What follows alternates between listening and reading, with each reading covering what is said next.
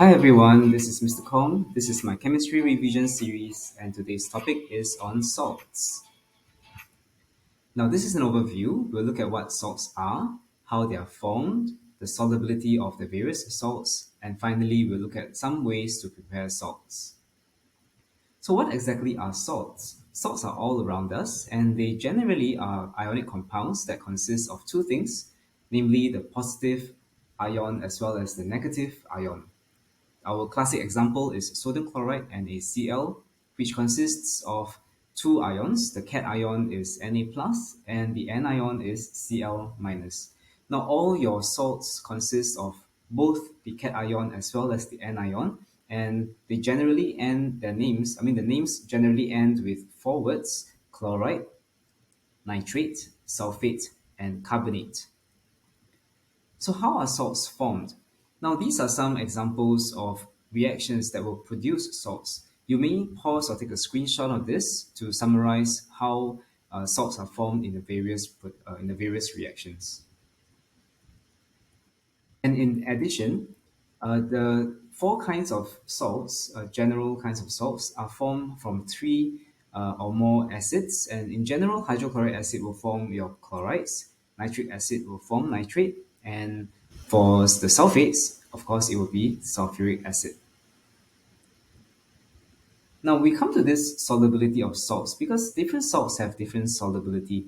They are either insoluble or very soluble, or perhaps somewhere in between where they're just partially soluble. And in general, there are five statements that summarizes the solubility of salts. And the first one will be the classic sentence: all nitrates are soluble.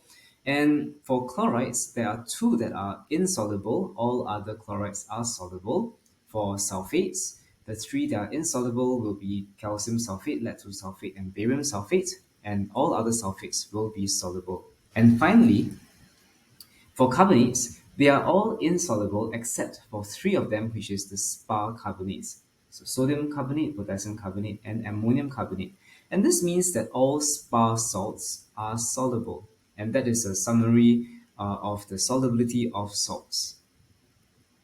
Now, there are some salts that are hydrated and some are anhydrous. Hydrated salts generally contain water of crystallization, and the appearance may be quite different from the anhydrous salts.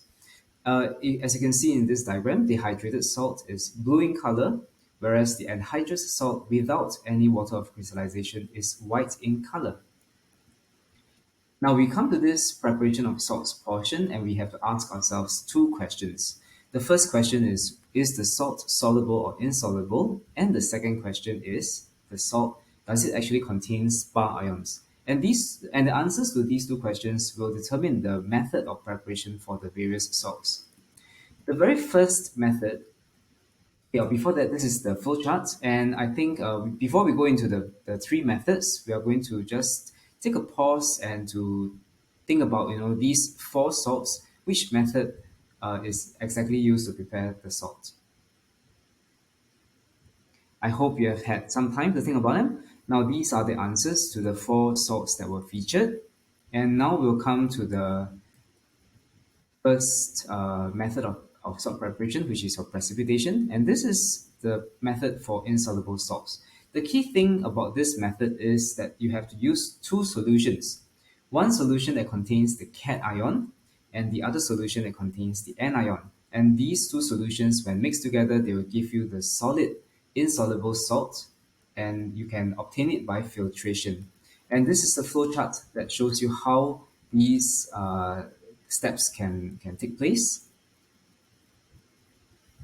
In the second method, we call it a reaction with excess, and this is for soluble salts without spar. And this is again the summary. We usually use the acid reacting with either excess metal carbonate or metal hydroxide or oxide, or the excess reactive metal itself. And finally, we come to the very last method for soluble spar salts, known as titration. And this method is when you have a soluble acid reacting with a soluble base, and apparatus shown are necessary. And this comes to the end of this video. Thank you.